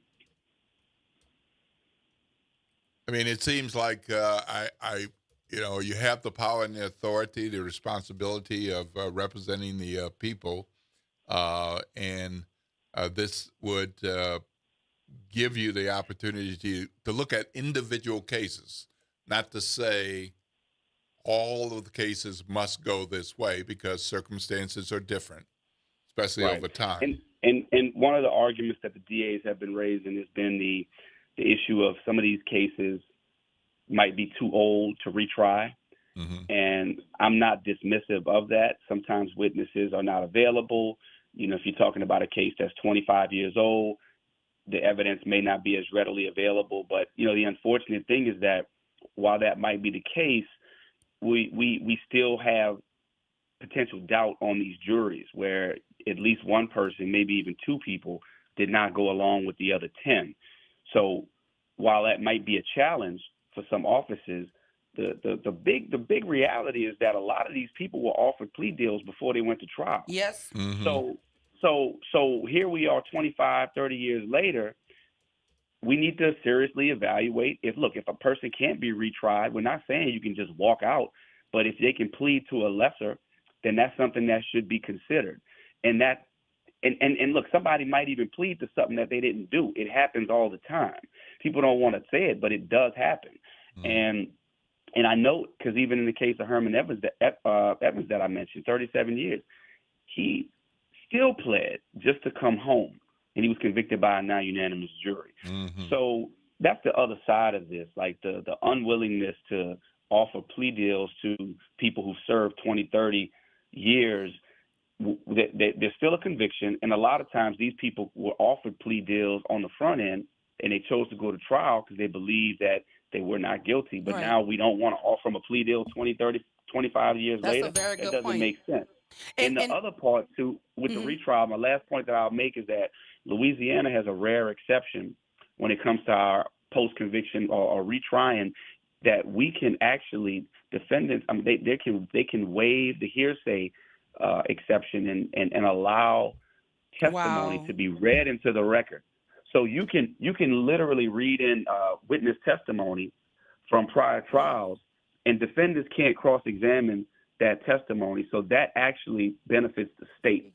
And so I think there are ways that we can address this. And I don't think it's a perfect solution, but it's certainly better than anything the DAs have put forward. And Senator, at the time when we did this legislation and we made it from the Ramos verdict, it was only Louisiana and Oregon. So are you hoping to do in Louisiana what Oregon decided to do? Because it seems Oregon invalidated non-unanimous verdicts in the entire state. That's correct, and I'm so glad you pointed that out, Dr. Wyatt. We were the only two states in the country that still had this awful law, and Louisiana's voters struck it down going forward. Oregon did the same thing, but Oregon's court ordered the legislature to also do it retroactively. Right. They also ordered them to do it retroactively. So they did the right thing in Oregon. Unfortunately, the Louisiana Supreme Court and the United States Supreme Court in Ramos, even though they declared non-unanimous juries to be unconstitutional, they left it up to the Louisiana legislature to fix it. They did not order us to make it retroactive. So now we have this mess on our hands. Are we still talking about more than 700 people? Yeah, the numbers we have is a little bit under 800 people. Mm-hmm. Yeah. And by and large, a lot of these folk have already been in jail 25, 30 years. Right. Oh, yeah. A lot so of this these is not like they've not paid a debt. Right. It's not like they've Correct. not. And in most cases, the plea that they were offered, they've surpassed those years already. Mm-hmm. Most of them were offered 20 years, 25 years. Most of them have exceeded the plea deal that was offered to them prior to them believing that they can fight the case in a court. Absolutely. So look, I appreciate the work you're doing. I'm telling you, this is one that I have been watching very closely. I'm watching what you're doing. I'm in support of it. You know, if you need folk to come up there, I'll come up there, because I do think that we are behind the times in terms of reversing this thing, and we need to do what's right. We need to do what's right, especially when we have people like the young guy from my neighborhood, Jermaine, who did not even commit the crime he was accused of. The crime itself was a lie. It never took place. The crime never even happened. The young man was on drugs. He got his check, scared to tell his daddy that he spent his check on drugs, so he made up an entire story about being robbed.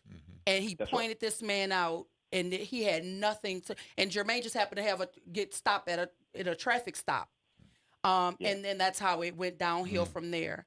And so it's people like him that make you want to ensure that this thing moves forward and that it becomes law. So thank you, Senator, for the work that you're doing. And look, you got to come back because you got a whole bunch of other bills that we want to talk to you about. And the journalist from NABJ have all these questions. He said, look, can he stay a little longer? We have other guests, but you're welcome to come back, Senator, anytime.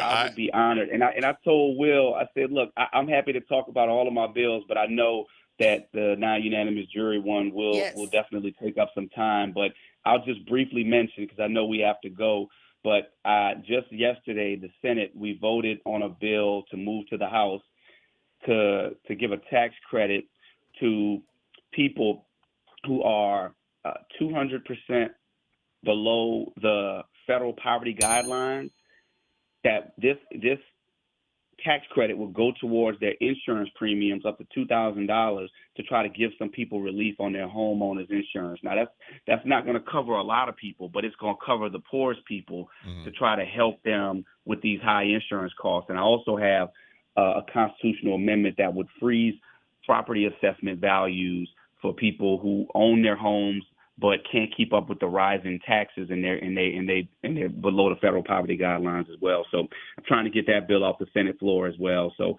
just trying to help people with the rising cost of housing. But I just appreciate what y'all are doing at WBOK and inviting me on this morning and just being a voice for the community and being a voice for the people. I'm happy to come on. Absolutely. And we got to go to break, but let me just say, shout out to you and others for supporting dads on Monday. Yeah. Shout out to them. We appreciate you, Royce. Yes. We had dads there at the Capitol. We're going to keep working on that. Yeah. Okay. We got to go, but I appreciate you, Senator. Have a great day. Have a good one. Thank you. Look, we got to go to break because my producer over there throwing his hands up on me, so I might be in a little bit of trouble on this side. But we're going to go to break, but when we come back, we're going to jump into it. We're talking to the Tuskegee Airmen.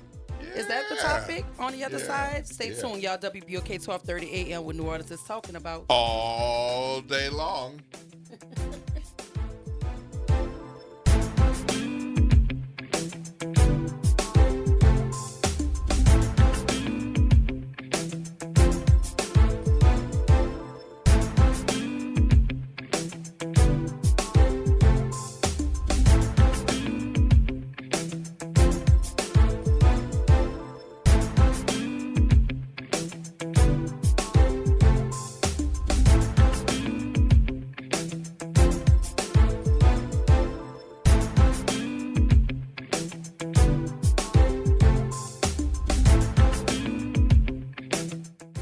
Hey everybody, it's Graylin Bryant Banks and Kimber White Dupree from the Front Porch. Some convos are too good to miss. Now you can pull up a chair to the front porch anytime. Just search WBOK Media and subscribe to the Front Porch Podcast. Download, share, and hit us with a 5-star rating because New Orleans culture deserves to be heard loud and clear. NOLA Public Schools is excited for the rest of this 24-25 school year journey with our families, watching our students dive into learning, growth, and success. As the school year continues, our dedicated educators are focused on keeping every student engaged and motivated. Let's keep embracing new challenges, celebrating achievements, and supporting each other to make the rest of this year even more impactful. Stay connected with your school and NOLA PS through our social media channels for updates and resources. We're here to help our scholars attend today, achieve tomorrow. Hi, this is Arnie Filko. Let's elevate every Tuesday through Thursday from 6 to 7 o'clock p.m. as we discuss the community, the country, and the world, from politics to current events to sports. We look forward to your input and continuing the quality programming on your community station, WBOK. Join Carrie and I every Tuesday through Thursday, 6 to 7 o'clock p.m. on Elevated Conversations, the Arnie and Carrie Show. See you soon. The legendary Broadway show is back. The Wiz. The Chicago Tribune raves. It's an eye-popping, high-intensity revival and a cause for celebration. The music, the voices, the legend returns. Entertainment Weekly says, run, don't ease on down to this spectacular revival. The Wiz. Playing the Sanger Theater May 13th through 18th. Tickets at BroadwayInNewOrleans.com. Visit DePaul's new Algiers Health Center at 2801 General de Gaulle Drive to receive primary and preventive care for both adults and children. Services also include behavioral health, imaging, and on-site pharmacy, vision, Medicaid enrollment assistance, and more. For appointments, visit DePaulCommunityHealthCenters.org or call 504-207-3060. Making a difference in the community. WBOK 1230 AM. Good morning, Wake Up. The Good Morning Show. Good morning. On WBOK.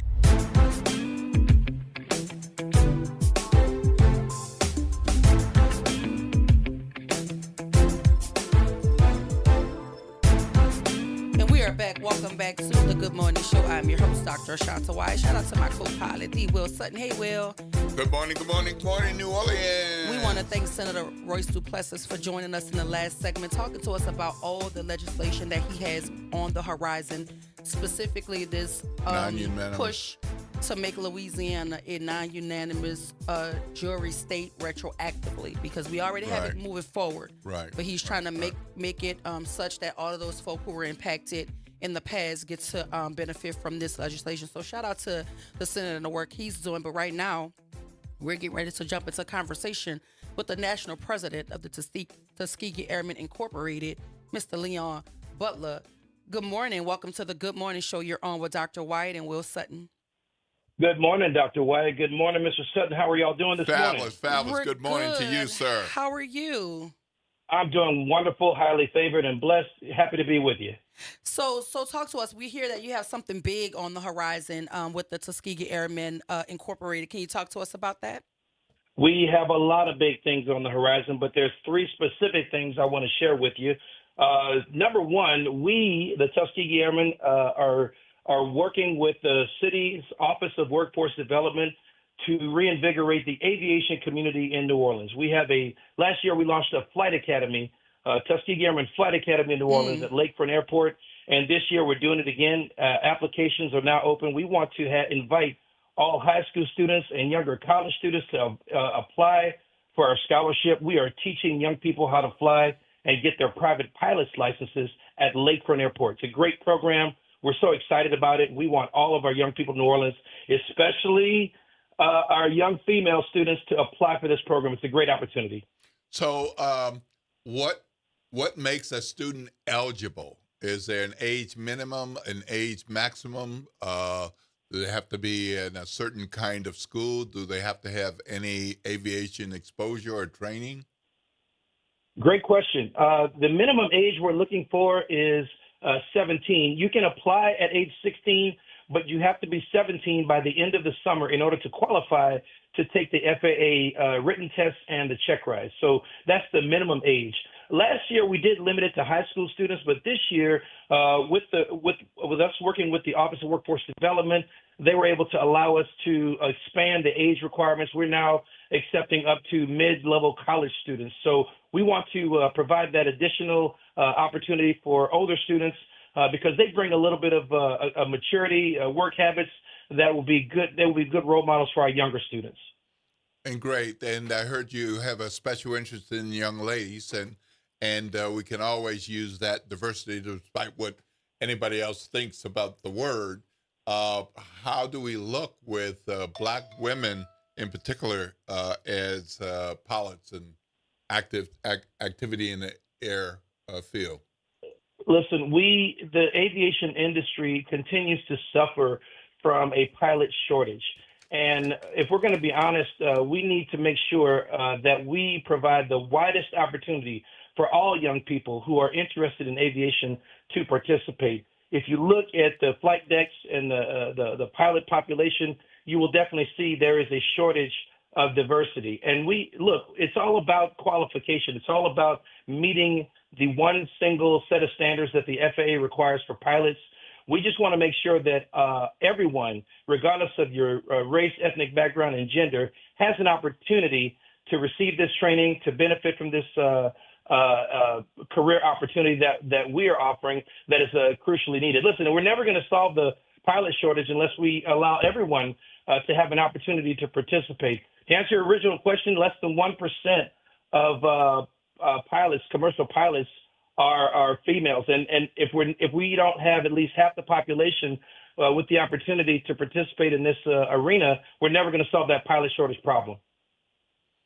Wow. So if it's less than 1% of commercial pilots are women, Black women are an even smaller number of that. And is there a cutoff? Is there age cutoff? Because I keep hearing the young people. Is there an age cutoff? Yeah, I heard mid-level college. Yeah, like some of us. Let me just flesh that out a minute. So some of us have some different paths in life. So you could be mid-level college and be 25, not I will 20. Tell you, we technically do not have an age cutoff, but we think beyond the age of 24, 25 is probably looking at a different program that we have, because at that age, a person will qualify for a different set of scholarships.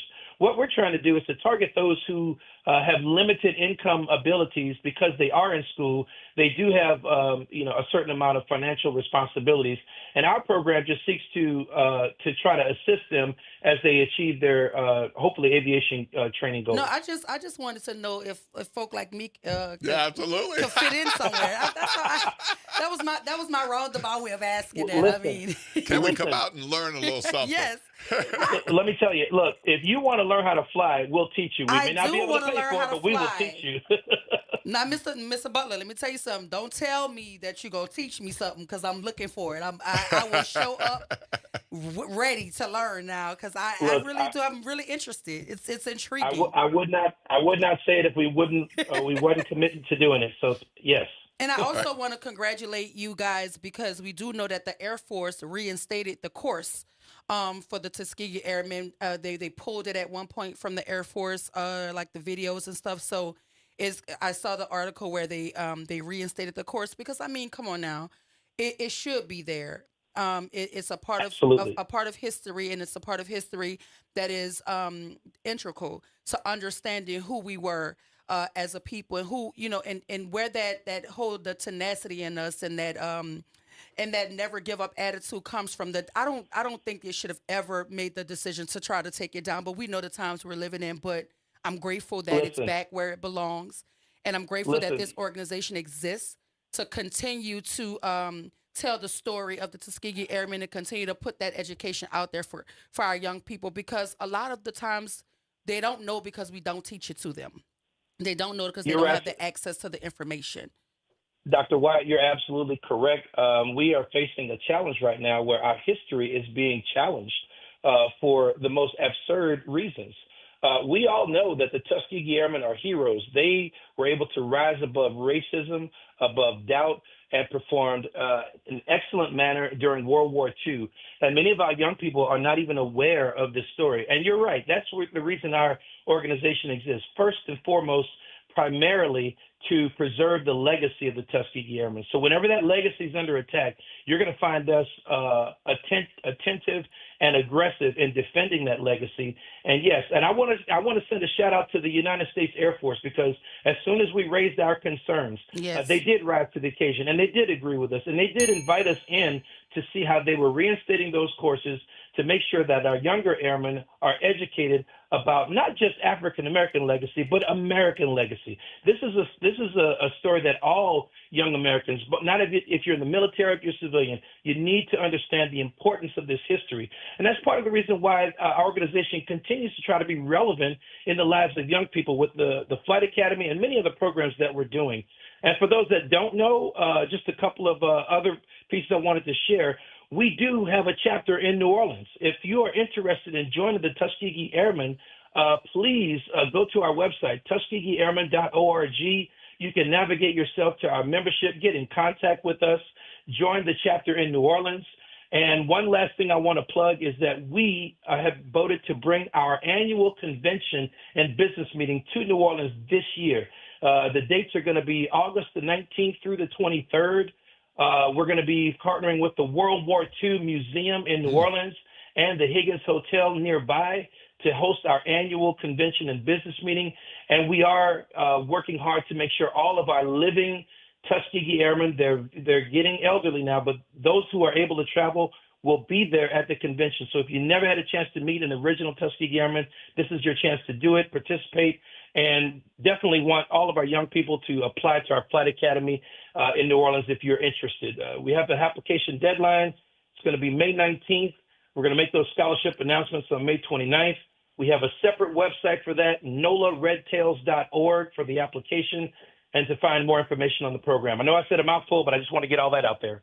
Hey, how many slots did you have last year, and how many slots do you have this year for these young people? Great question.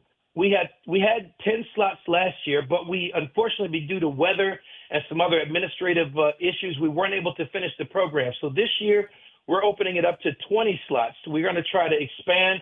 Those students who applied last year and did not finish are eligible to apply again this year for the scholarship. So we want to open it up to at least 20 slots. We'd love to get 100 applications, 20 slots, scholarships we offer.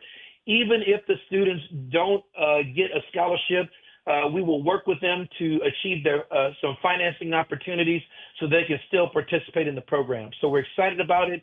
We want folks to go to nolaredtails.org, learn about the program, get in touch with us. We have a contact link. You can send us a message or give us a call to learn more about the program. It's nolaredtails.org. Okay, so how many days or how many weeks is this program, and how much does it cost without the scholarship? We're going to start the program on June 4th, and it's going to basically go throughout the summer for ground school, and towards the end of the summer, we're going to start flying, and we're going to continue to fly all the way through to December. Last year, we tried to limit it to the summer to let the kids go back to school, but that was part of the problem in terms of scheduling conflicts and weather challenges. But this year, it's going to just go until all of the students are finished. And we're going to start on June 4th, and we wanted to ease the schedule a little bit to not put so much pressure on ourselves to ensure the success of our students. I need you to repeat the second part of your question for me, sir. So how much does it cost without a scholarship? So without a scholarship, you're looking at about anywhere from $12,000 to $15,000 to complete the program for the private pilot certificate. And again, we do have some financing partners that we're working with, so that especially if you are a working person and you have your own source of income, we can work with you to finance that effort over a period of time. And in that case, it can actually last longer than December. If you have a job, you want to do this, say part-time with us, we will work with you to make that happen. Yeah, that's interesting. Like I'm on the site looking at it now in the application, and they're talking about who we are, our vision, and application deadlines. It's a well put together website. So it's nolaredtails.org. Yeah. If you want more information, listen, Mr. Butler, I'm ecstatic because I'm gonna learn how to fly. We are excited.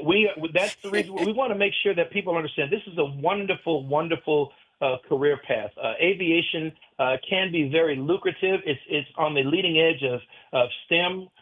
We are working with, it's not just us, we're working with other groups, not just with Tuskegee Airmen. We're working with Black Pilots of America, Organization of Black Aerospace Professionals, as well as Sisters of the Skies, to especially help us with our female population and to make sure that we're casting a wide net to offer this opportunity to as many folks as we can. Well, listen, thank you for joining us this morning. And I also want to say on the website, it says that the students must be able to commit for training for the entire summer. So that's important to note there. That It is said they're correct. seeking 10 high school, junior, and seniors to earn their private pilot's license this summer at Lakefront Airport. Students must be 17 years old by the end of summer due to federal aviation regulations, but they must be able to commit to the training for the entire summer. That's correct. Listen, our standards are high and they Yes. are non-negotiable. And so in order to achieve those standards, we need people who are serious about becoming professional pilots. And so it does require a very serious commitment. You have to be willing to be there every day that we have the training. And the other cool thing is on Fridays, we typically take a break from the classroom training to do some mentoring. We do visits to the Navy base, the Naval Air Station, the Lakefront Tower, Louis Armstrong Tower, and other types of aviation facilities, just to give our students a broad perspective of what's available out there for aviation careers. So it's a great program. It does require serious commitment because our standards are high. They are non-negotiable because we want to make sure that we graduate students that are qualified to do the jobs that they're aiming for. Thank you so much for joining us this morning. I think it's a wonderful program, and I'm hoping you're in the overflow of applications. And so, because it's a wonderful program, and it is a commitment, but it's no joke to be in the air. Like, you have to know what you're doing. No, you got people's so lives you at should, stake. yeah, you should commit to the entire summer so that you have the fullness of what they're offering. So thank you, Mr. Butler, National President of the Tuskegee Airmen Incorporated. Thank you for joining us this morning. Thank you so much for having me, and God bless. Have a blessed one. All right. Look, that's a look at me. Well, what's the age cutoff? Because I'm Yeah, trying to see. right. Trying to see if I can get in the air and learn how to fly a little bit. But he said that he's gonna teach me. I'm gonna hold him to that. So that's a wonderful program. I mean, do you know any high school kids? Maybe you should write about it and see if you can engage the people. I sound like all the other people. Yeah, You should write about it. Everybody wants you to write about something. Right. For those who don't know, I'm a columnist with the Times-Picayune, and nearly every week somebody asks, "Can you write about me? Can you write about us? Can you write about them?" But I get a couple of shots every week, and we talked with Jari yesterday. Yes. And I wrote a column that's in today's paper, and you can go to NOLA.com online to see it. We could have had more time with Jari, but, we have other parts of the program. And so I fleshed out some other things, like letting you know about his background going all the way to 10 years old when he was visiting the main library doing genealogy research and all. So anybody want to read up on that some more, go to NOLA.com and check me out. But this is a wonderful program. One of the things about being in high school and even in college, it's a time to explore. When I was in elementary school, I knew I was going to be a scientist. I knew I was going to be a scientist. When I was at elementary school, I knew I was going to be a teacher. I knew I was going to be a scientist until I got to 7th grade in Midland. Now, I've always wanted to teach my whole life, and I used to play school. I think everybody knew that story. Yeah. I was always the teacher. I was never one of the kids. I was always the one handing out the papers. So it's a beautiful thing. It's a great career exploration, and maybe you don't want to be a pilot for a living, but maybe you want to do it as something. And I'm starting that's to see more and more Black women become pilots too. Right. There's one airline I saw the whole entire crew.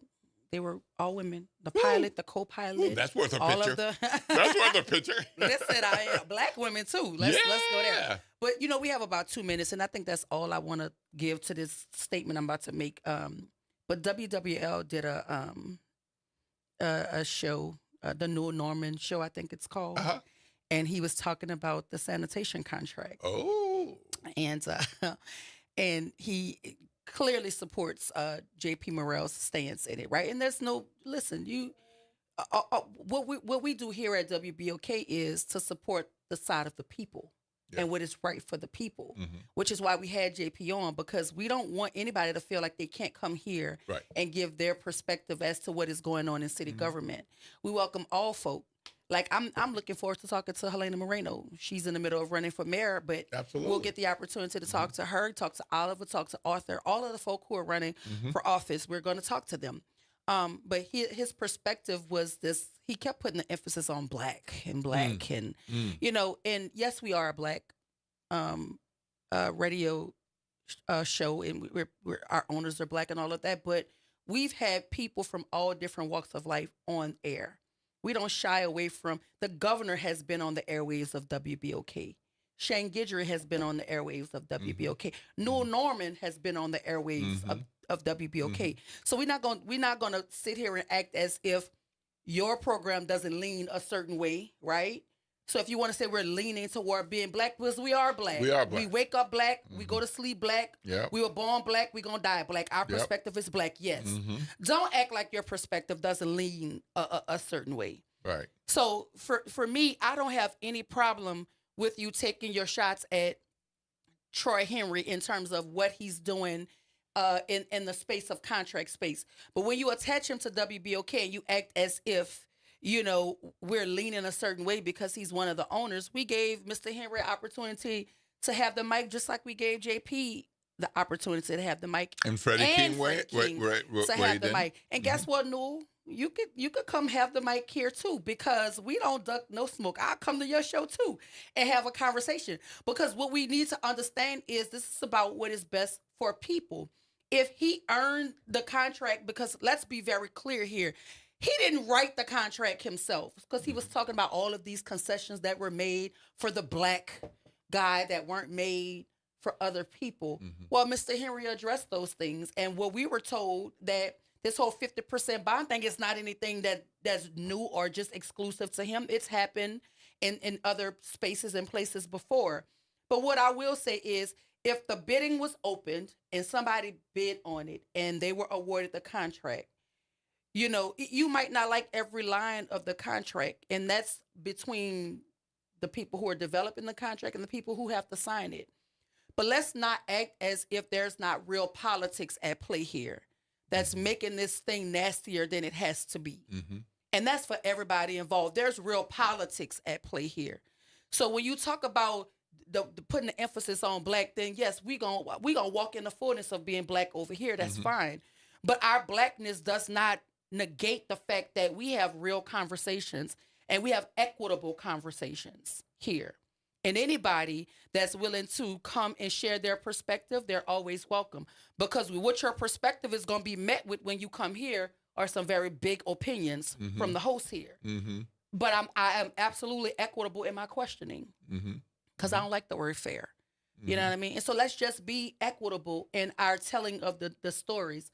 JP had a wonderful conversation here when he came. I thought it was So did Freddie King. So did Troy Henry. Yes, he's one of the owners. And yes, he has the liberty to say whatever he feels like saying. I'm not the tone police. I wish I could season my words on the air. I think the numbers will go up.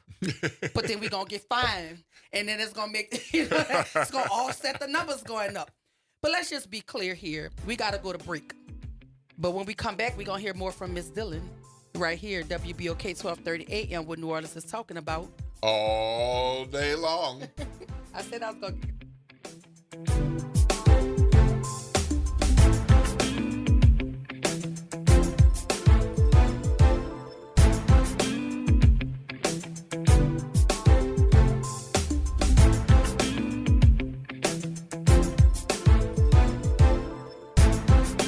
This is your news update for WBOK from WDSU.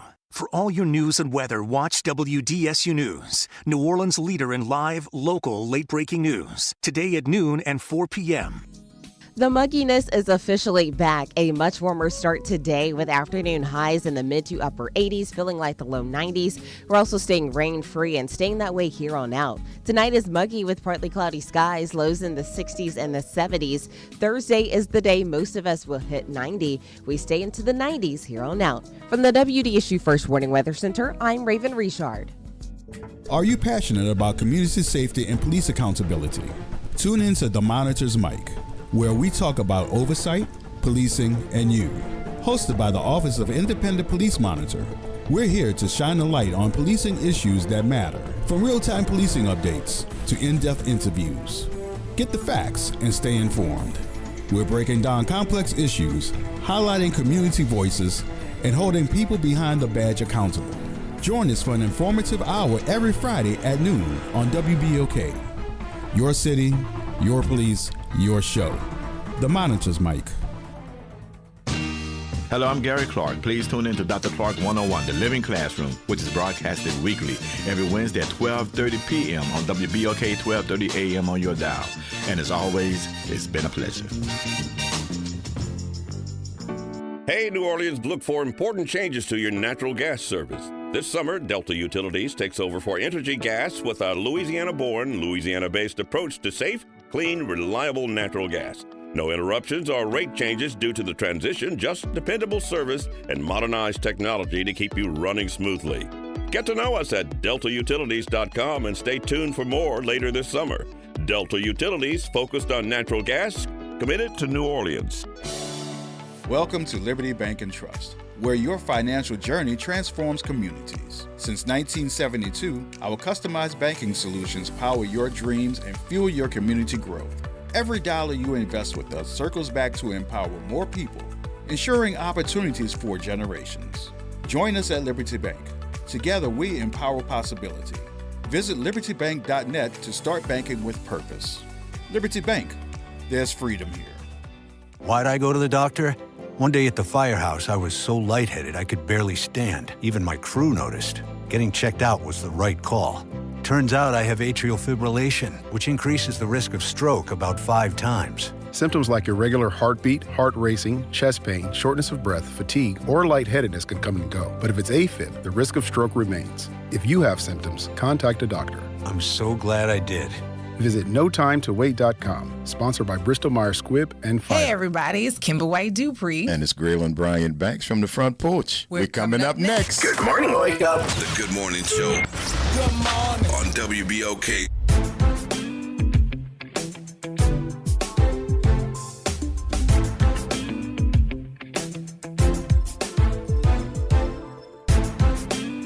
We are back. Happy Wednesday, everybody. Welcome back to the Good Morning Show. I am your host, Dr. Ashanta Wyatt. My co-pilot this morning is D. Will Sutton. Hey, Will. Good morning, good morning, good morning, New Orleans. Listen, we're about to jump into conversation with Miss Dillon. We were having a conversation about her being banned from her child's school, even though she has another child still at the school. Good morning, Miss Dillon. Welcome back to the Good Morning Show. Good morning. So my co-pilot this morning, Will Sutton, is going to ask some questions, but I do want to remind you, we do not want to say your daughter's name, and we're going to refer to you as Ms. Dillon, or any okay? other child. Yes. Yeah. Go ahead, Will. Yep. All right. So my question is, in the letter that Dr. Wyatt read, they say that you threatened and threatened retaliation. Is there anything that you said or did that you think someone could have perceived as retaliation, threat, or otherwise? No, I never saw the lady. Okay. No, we know you never saw her, but in your commentary previously, you said you only spoke to Mr. Gary, who is the Mr. principal. Gary, no. Do you believe that anything you said in that exchange with him, he could have then carried back to her to insinuate that you made a threat? No. So you said nothing to him that would warrant her to believe that she was physically threatened by you? No. Okay. Can you lock Ms. Dillon in so I can I want to answer the call from Ken as well. Ms. Dillon, stay on the line. We're going to merge you into with another call. Good morning, Ken. Welcome to the Good Morning Show. You're on with Dr. Wyatt Wilson and Ms. Dillon. Hey, good morning, guys. How are you? We're good. How are you doing, Ken? Doing good. I think y'all are doing great service to the community. Well, you're doing a bang-up job along with Dr. Wyatt, adding some additional context. I think it's great. Very quickly, I'm not shocked nor am I surprised that Ms. Dillon's being banned from the school, because it's the perception that, she might do whatever. I didn't hear very much of what preceded it, but I've seen these sort of cases and been asked to intervene in them in various states I've been in. So it's unfortunately not unusual, because when people do things and they know what's going to happen, they don't want no parts of that. But I did have a separate comment on something different than this. Can I make that, or yes. did it need to be No, go ahead. Go ahead. Because you only have 5 minutes, yes. and I don't want to take up Ms. Dillon's time. Go ahead. Very quickly, the bill that Senator Duplessis has, 215, that is vitally important. We need to vote, because if we don't vote and call the people who are the senators that are out there, and I would really encourage you guys to put their email addresses and phone numbers on your site so that people can get to them, because I don't think there are very many state senators, maybe 15 or so, 20. So, it's not as many as it would seem.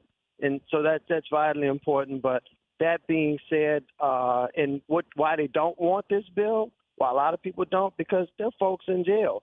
It's like power in the matrix. You're powering the machine. Yeah. Look at the campaign contributions, and they'll tell you. With that said, please get back to Ms. Dillon. And I wish I had more on her situation. But I'm gonna call you, Ken. I'm gonna call you when we get off air. Okay. All right, I got you. Call me. Thank you.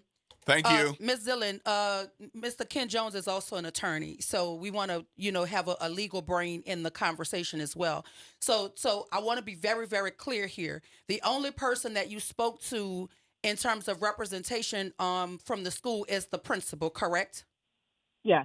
And the principal instructed you that the CEO said that you were not welcomed into the graduation, correct? Correct.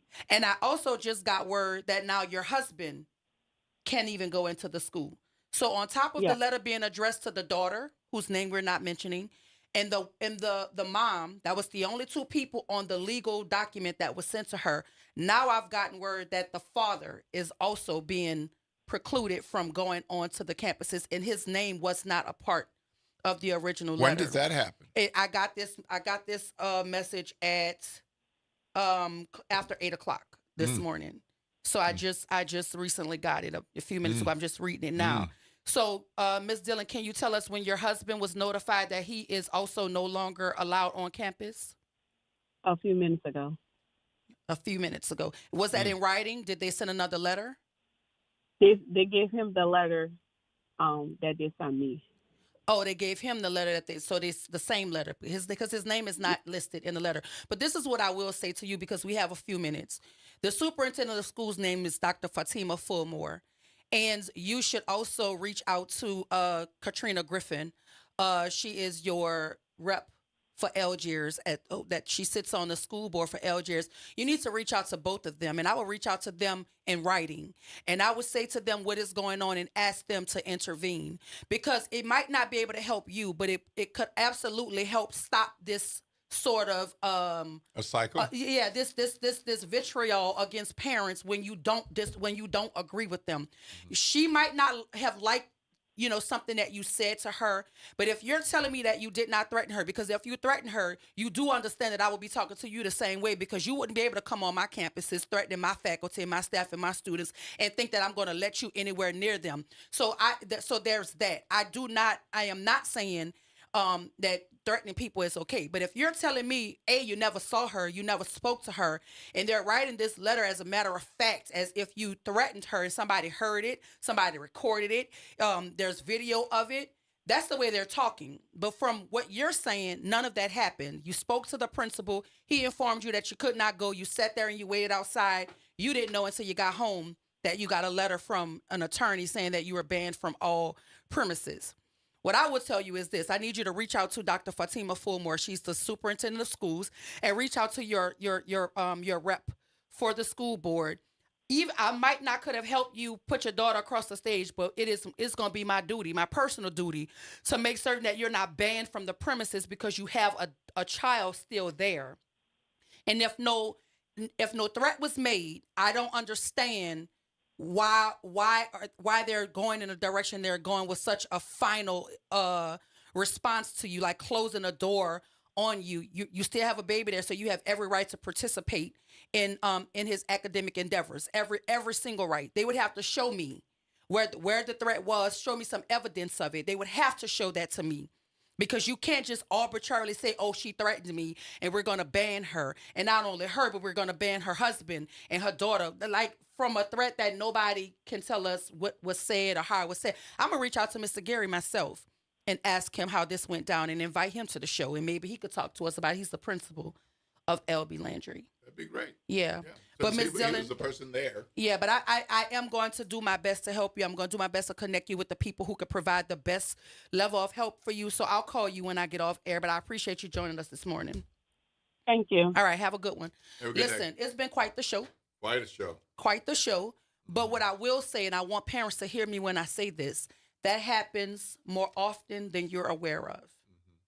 More often than you're aware of. Parents are banned from schools arbitrarily based on personalities, right? But what I will say again,